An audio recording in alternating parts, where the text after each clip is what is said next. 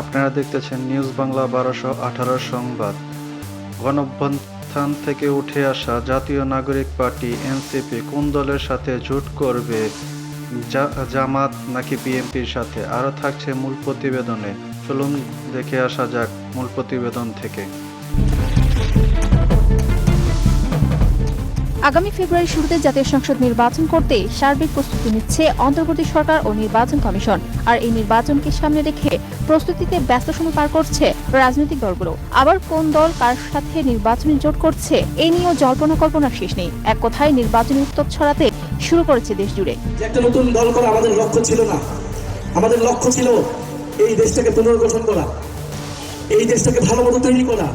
বিদ্যমান যে রাজনৈতিক দলগুলো ছিল, যদি তাদের নেতৃত্বে দেশ পুনর্গঠন হওয়া সম্ভব হইতো তাহলে হয়তো আমাদের দল করার প্রয়োজনই হইতো না, কিন্তু আমরা আস্থা রাখতে পারি নাই। সম্প্রতি জাতীয় নাগরিক পার্টি এনসিপির এক মন্তব্যকে ঘিরে রাজনীতির মাঠ আবার উত্তপ্ত। বেশ কিছুদিন একসাথে পথ চলা দল জামায়াত ইসলামীকে নিয়ে মন্তব্য করে নতুন আলোচনার জন্ম দেন এনসিপি আহ্বায়ক নাহিদ ইসলাম। এই অবস্থায় জামায়াত ইসলামীর সাথে সম্পর্কের অবনতিতে কার সাথে তাহলে জোট করবে এনসিপি, এই নিয়ে শুরু হয়েছে নতুন আলোচনা।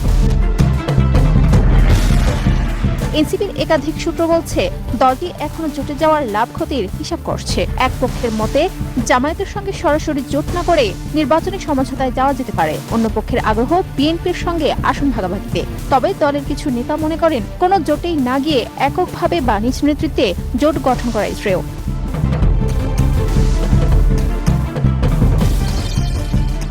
এনসিপির উত্তরাঞ্চলের মুখ্য সংগঠক সার্জিস আলম বলেন, আমরা এখনো সিদ্ধান্ত নেইনি কার সঙ্গে জোটে যাব বা এককভাবে নির্বাচন করব। সবকিছু পরিস্থিতি বিবেচনায়। এনসিপি গঠনের শুরু থেকেই জামায়াতের সঙ্গে সখ্যতা থাকলেও বিএনপির সঙ্গে সম্পর্ক ছিল বৈরী। তবে জুলাই সনদ ইস্যু ঘিরে সম্প্রতি জামায়াত এনসিপি সম্পর্কেও টানাপোড়েন দেখা দিয়েছে।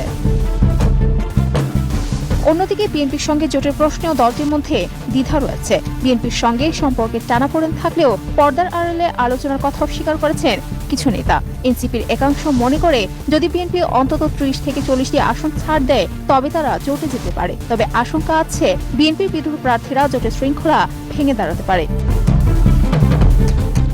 জামায়াত প্রসঙ্গে এনসিপি নেতা সার্জিস আলম জানান, জামায়াত সহ একাধিক দলের সঙ্গে আলোচনা চলছে, তবে চূড়ান্ত সিদ্ধান্ত হয়নি। জামায়াতের কেন্দ্রীয় সহকারী সেক্রেটারি জেনারেল এহসানুল মাহবুব জুবায়েরও বলেন, সময়ের সঙ্গে স্পষ্ট হবে কে কার সঙ্গে যাবে। এনসিপির সঙ্গে সমঝোতার সুযোগ এখনো আছে। তবে পিআর বা আনুপাতিক প্রতিনিধিত্ব পদ্ধতিতে সংসদের উচ্চকক্ষ গঠনের প্রস্তাব বাস্তবায়ন হলে এনসিপির বড় একটি অংশ এককভাবে নির্বাচনে অংশ নিতে চায়। তারা মনে করছে এতে দলীয় স্বতন্ত্র অবস্থান বজায় থাকবে।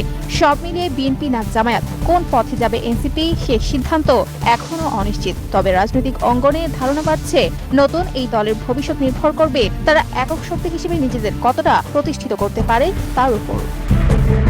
সংবাদটি প্রচারিত হলো নিউজ বাংলা 1218 থেকে।